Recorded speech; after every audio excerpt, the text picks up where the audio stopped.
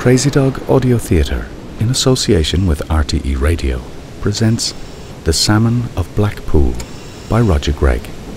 Episode 3. So, Johnny, by this stage the disease was really working its way up your body. I was getting a lot of grief from Sheldon and Hollywood.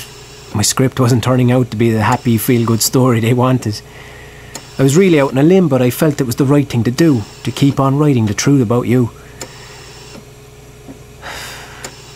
So, the script, scene 121. We cut back to our fish, the returning salmon, making his way up the river. And like before, we see the world from his point of view, down in the water, and the river is murky and dark. Shapes appear and flash. The fins of other fish, rocks, strange things floating lifeless in the water. Cut to our characters then, sitting together, and I'm pulling out a notepad. Look, the pressure's really on me here, Johnny. Sheldon needs to see some progress. And your script about my life. Yeah, your life. Oh, okay. You know another talentless scumbag is Gertie O'Leary. Oh, no.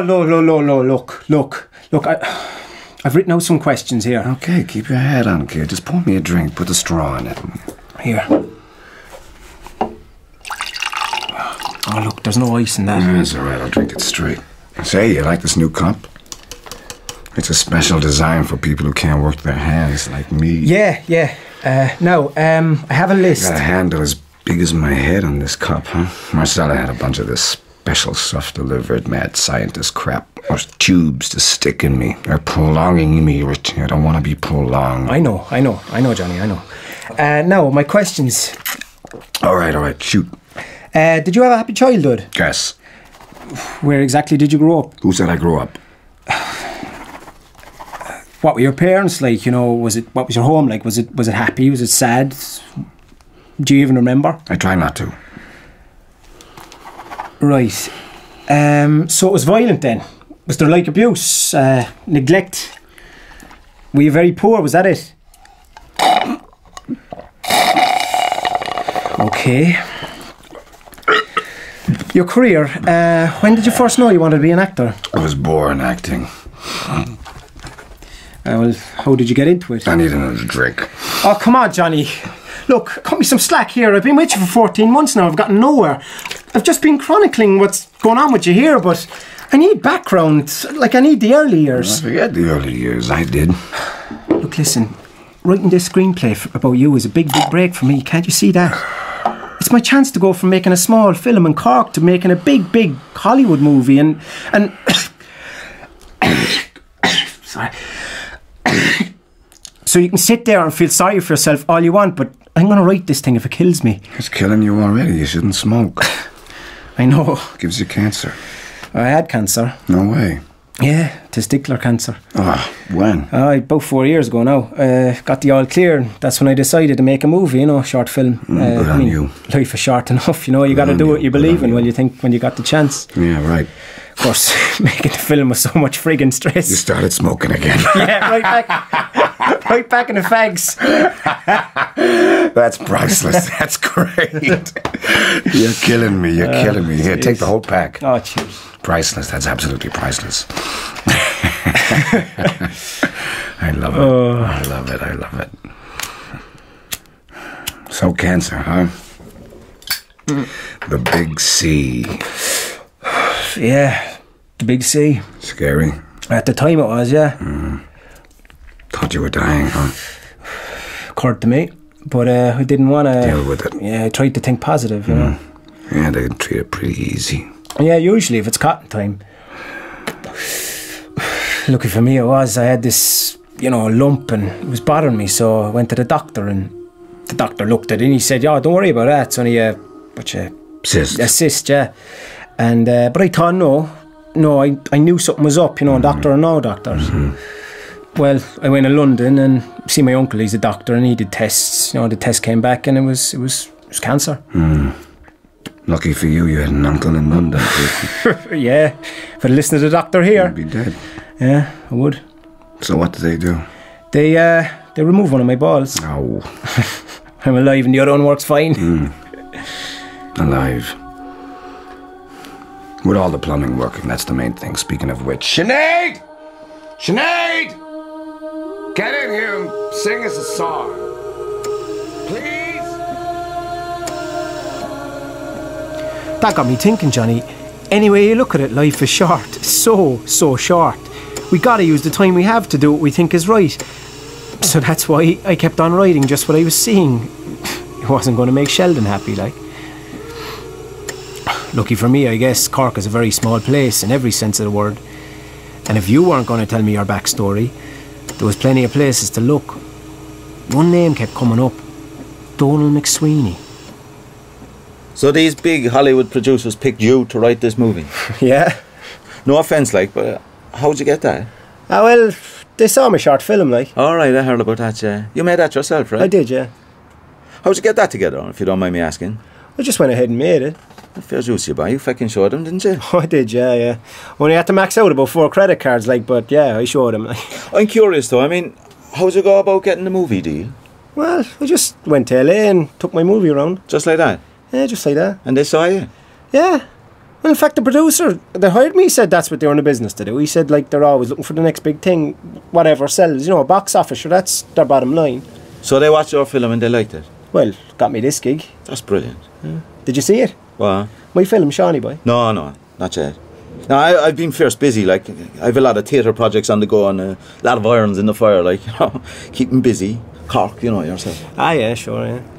So, Donald, the reason I'm here, I was doing research for this thing and I've heard that you and Johnny Gallagher were mates. Best mates, yeah. Listen, is there, like, a fee for this? Fee for what?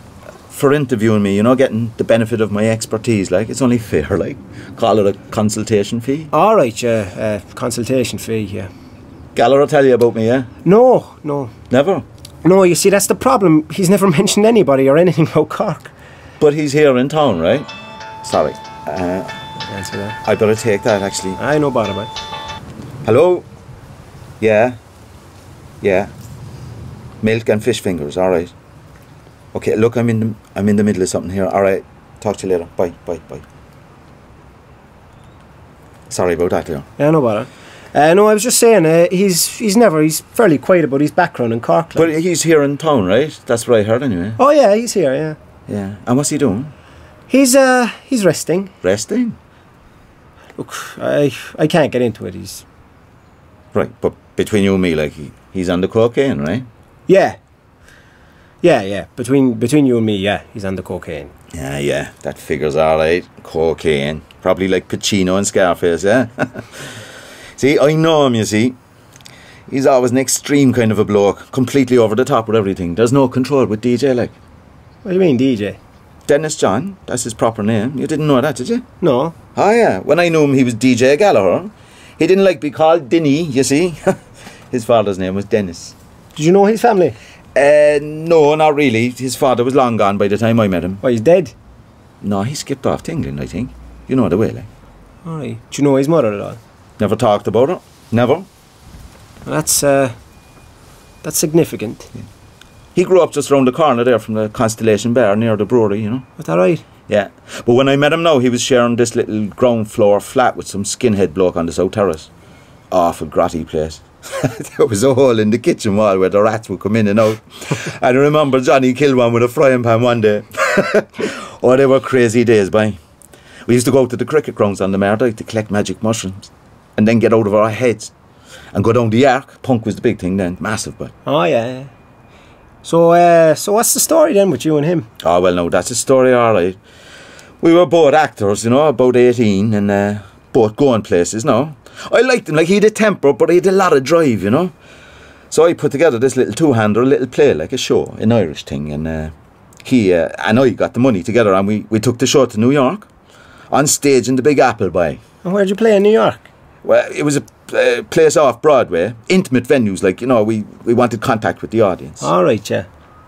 The crowds that saw us loved it, of course, great feedback and all, but it was really weird because we were doing well, things were just starting to happen. Oh, really? Yeah, and I met this guy whose brother was working at a TV station, right? And he was going to get us seen by the producer and everything. And then one morning I wake up and there he was, gone. What do you mean he was gone? He left. He didn't say anything? Not a word. Just up and left me alone in the middle of New York, and that was it. I thought we were friends, you know, but I suppose I was wrong. So after not a word for a couple of days, I came back to Cork. Oh yeah, I was smart. I had a return ticket, you see. DJ didn't think to do that, no, at all. He was stuck. Sure. Anyway, it doesn't matter. It worked out okay for him, I suppose. And then a year later, I see him on the telly calling himself Johnny Gallagher. It was gas, you know. I'm sitting there, and on comes DJ playing this taxi driver. I tried a few times to contact him then, but he never got in touch. I think his agent must never have passed on the message to him or something. Well, and he never got back? Never set foot in Cork again, till now, of course. And how did he get from New York to Hollywood? I couldn't tell you. I haven't a clue. Come here to me. This movie, you know, that you're writing, there'd be parts for Cork people in that, right? And for months, everywhere I went and everyone I asked, it was the same, Johnny. Just vague memories of a kid with a lot of drive who was out of here by the time he was 20. Some even thought you were English or American from the way you talked and carried yourself. A guy from anywhere but the grotty north side of Cork City. And as far as I can tell, Johnny, not one close relationship. I don't think you've ever had one, or here or anywhere else. I don't do friends. What about Donald McSweeney? Donald McSweeney? Yeah, he told me you were friends once. I never had friends, just people who worked for me. Well, Donald told me about acting together with him in New York. Acting? There was no acting in New York. But Donald told me that you and him went off. What? What did he tell you? Broadway, right? The big time? Well, he said off Broadway. The pub gig, you mean? Gig. The pub gig. Well, one pub gig. Oh, when I think about it now, he must have been insane. Or from Cork. Or both. Donald was all talk. That's all he ever was, and that's all he ever will be. Talk. He actually thought he could just show up and blackguard his way into all these Irish bars in New York. What, and put on your show? Show? What show? It was just... It was just him in a pair of thick glasses doing James Joyce and me in a bowler hat waiting for Godot. Oh, God. And then if that wasn't enough, he'd put on this rubber wig and do his Jack Lynch Taoiseach from Cork impersonation. Like anybody cares. God, so sad, you know. Oh, I'd say they didn't find you funny then, no? They didn't find us anything. We sat at the bar performing, and everyone just ignored us, thought maybe we were a couple of madmen. And then when we passed the bowler hat around at the end, I got into a fight with the barman and this truck driver guy when they found out we weren't collecting for the IRA. We got thrown out into the street, and that was Donald's tour of New York. Jeez, and then one morning he wakes up and you're gone. Well, what do you think, I'm an idiot? Well, you left him, right? Of course I did. He was talking about going back to Cork. And there was no way I was ever gonna let that happen to me. You know, I bet you any money that time in New York is the high point of Donald's life. I was a big hit in New York, yeah. Acting in my show, Smash It Off Broadway. I bet you 30 years later he's still going on about it. Am I right? Yeah, he is. He's still going on about he's off Broadway tour of intimate venues. Ha, intimate venues. I knew it. That is so Cork. The place is full of it. Oh, I was big in Chicago, in construction. Earned a fortune but lost at gambling, so I came back. Oh, I was having great crack in Australia selling sandwiches on the beach, but it was too sunny, so I came back. The place is full of them. Losers. Every last one of them losers. And then when they have to come back, they face the other set of losers who are even worse. What other losers? The ones that never even had the vision to even try and climb out of Cork in the first place. The ones that stayed behind and became the big fish in the little bog. The ones that everyone has to suck up to just to get their phones connected or some kind of help when there's no food in the place because your ma is off. When she's off. She's off what? I need a drink. Sinead!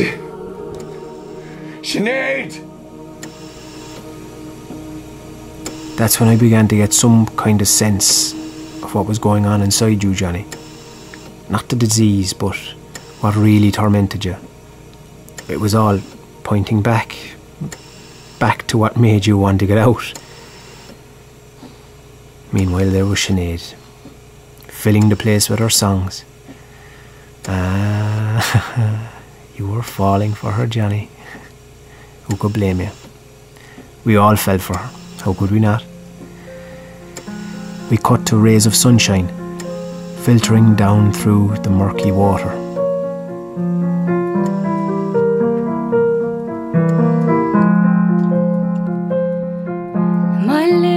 lips taste the salt brine as my toes touch the sea.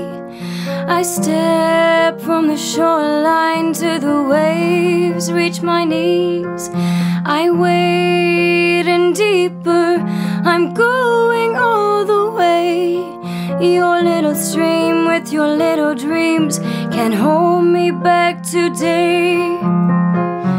Just release me into the deep. Don't try to fish me out with promises I can't keep. The ocean is calling, oh, let me go. I wheel through the currents, I dance through the waves. Below me softly, kissing me with spray. I leap to the sunlight from the wide open sea. Where it all goes I'll never know. Just let this dream carry me. Ooh.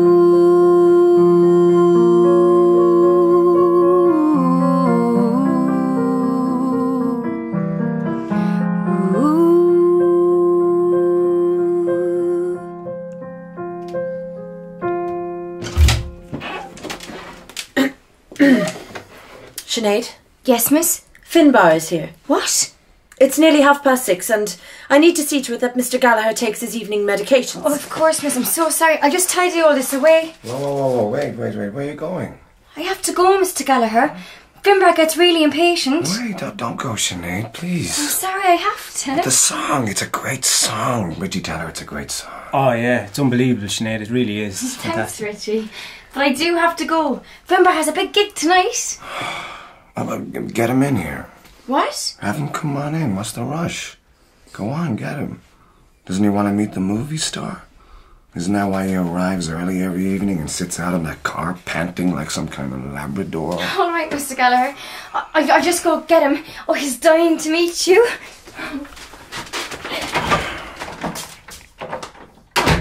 And I'm just dying. What, Marcel? What is it now? Mr. Gallagher, I must be honest with you. I don't think it's appropriate what you're doing. What I'm doing? What am I doing, Marcel? This business with Sinead, What I mean. business would that be, Marcel? That girl is here to help manage your house. Yes. She's not here to... To what? Your flirtations, encouraging her to... To what? You know very well what I'm talking about. I don't... Oh, you think I want to be able to walk again just so I can leap out of this wheelchair, pick her up and carry her into some sunny apple orchard, And be able to use my fingers again just so I could stroke every inch of her body. And then shag her senseless in a bed of apple blossoms, right? I don't have to take this. And you know what, Marcella? That's exactly what I'd do if I didn't happen to be dying in this chair. Richie, you're a man, you understand, right? Perfectly. Mr. Gallagher, as head of your home support team, I have to tell you that you're making everything very difficult for us. You don't say. Just listen to yourself. Hear your speech. What about it? You're slurring, and it's probably the first signs of dysarthria. This what? The disease reaching your throat. But we can't tell for sure because you won't sober up. Marcella, anyone ever tell you you've got a great rack? I beg your pardon. Look, I might as well tell you, Marcella, as while my lips are still working, that your breasts are just amazing. I mean, fantastic. Can I put my head between them? I do not have to take this, Mr. Gallagher. You'll be back, Marcella. You'll love it. You know you do. I don't think she does, Johnny. Hi, Mr. Gallagher. Oh, Sinead, come on in. This is Finbar O'Leary. Hello, Mr. Gallagher. It's an honour to meet you. Yes, it is. So, you're Sinead's boyfriend. Fiancé. Fiancé, really? I told you that loads of times, Mr. Gallagher. We're engaged. So marriage, huh? Yeah, well, it's all ahead of us. But we haven't set a date yet. Well, I want to get everything right. We're having a house built out beyond Ballincollig. You are? Well, my dad's helping us out, like. All right. Well, the family own a bit of real estate, you know, property development. Finbar's dad owns like half McCurtain Street. Impressive. Oh, you should see the plans, Mr. Gallagher. The house is going to be beautiful. Is it now? 5 bedrooms, we picked out all the furnishings, fitted carpets, the lot. Fitted? Wow. Isn't that nice, Richie? Yeah, sounds lovely. All set up. All set up. Well, yeah, you have to plan for these things. I'm sure you know yourself. Oh, of course, a plan. Everyone should have their own plan, otherwise you end up with someone else's plan. Right? Right. Right. Marriage is for life, you know. Major cause of divorce, though. I told you Mr. Gallagher really likes my singing. You like her singing? I love her singing. Yeah, but her songs Fantastic. Original. Well, sure, original. In fact, I'm always saying that to her myself. When have you ever told me I was original? But your voice, aren't I always saying to you, you have a good voice, don't I? Don't Sinead you? has a great voice. Original song, she's a great talent. Talent? Real talent. Yeah, well, we have her come up with us every Tuesday night. The odd Tuesday. And sing with the band for a set. 1 or 2 songs? How does she go down? Well, we bring her on and they want her to keep singing. Then why don't you let me? I told you, Sinead, it's not your band. We do covers and ballads, and that's all. Sounds like you need your own band, Sinead. That thought has crossed my mind, Mr. Gallagher. Mr. Gallagher, do you mind? I hope you don't mind, but I have a demo CD here. It's got 4 songs on it, and we put it together last year. We all know you're a big star, and I love all your films. Chaos is brilliant. And you've lots of connections, like, and maybe you might just have a listen, and if you like it, you can pass it along to someone else in the recording business. Oh. I brought 5 copies, in case you want to pass it along. So here you go. Mr. Gallagher, if you can help us out, that'd be great, like. I can't take them. Yeah, but we're only asking Oh my yourself. God, Finbar. My hands, Finbar. See? Oh. I'm sorry, Mr. Gallagher. I didn't mean to. I'm sorry. Look, I just set them down here for you on the piano, and there's contact information on the CD cover and on the disc. Sinead on these. No. It's my band and me. Okay, then. We should go. Yeah, unless you have a CD player, we can Sinead. play it right now. No, let's go. And then I'm if you so like the sorry, first Mr. track, I Gallagher. think that you... Finbar, Will you get get out. your hands Finbar, off get me? So out. my number's there, anyway. How dare you embarrass me? Time was running out for you, Johnny. The writing was on the wall. First your feet, and then your legs, your fingers, your hands, your arms, and on up onto your chest, and then your throat and your tongue. And I was writing it all down, scene after scene. Yeah, it was just a matter of time for you and me. Now cut to seeing the world from our salmon's point of view as he's making his way up the river. And then something new is clouding the waters. It's blood.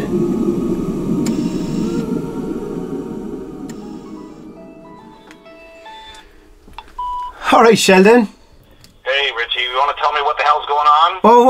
Whoa, Sheldon. Hey, look, I'm making progress here. Progress? What progress? You're giving me a dirge here. Okay, I admit that it's kind of a dark portrait, like. Dark portrait? Of what, a black hole? Well, yeah, but you told me to trust my instincts, and that's what I... Instincts? No one wants to see a drunk, okay, wallowing in, like, self-pity for 125 minutes. Any way you look at it, it's just bad box office. Yeah, but Sheldon, it's exactly what's been happening. Please, please, I think the truth is far more poignant than... I don't care, you know. I thought we agreed that you were going to have him find love at the end. So where's the love? Where's the hope? Look, I haven't even... And where's him as a little boy that we talked about? You know, the little boy with the big blue eyes. That's what we hired you to find, right? Am I right? You're right, Sheldon. This is a multi-million-dollar movie we're doing here. You understand that, right? Yeah, I understand. Well, prove it then. You know, by the end of the week, I want to see some new scenes. Made up, happy scenes. You know what I mean? Hit all those buttons that spell box office. Right, yeah. Yeah, I'll do that. You clear on this? Yeah, we're clear. What the flip? What's going on? What? What is it, Sinead? Is Johnny okay? Well, he's fine, but look, he's on the telly. He's on the telly. Leading Irish actor Donal McSweeney. You know, Johnny was only saying to me the other day, the great thing about Cork people is that we always help each other. Johnny's one of the greatest talents ever to come out of Cork. Ever. I mean that genuine. Of course. And that's why so much of the press from around the world are beginning to arrive in this picturesque little town to follow this exciting story.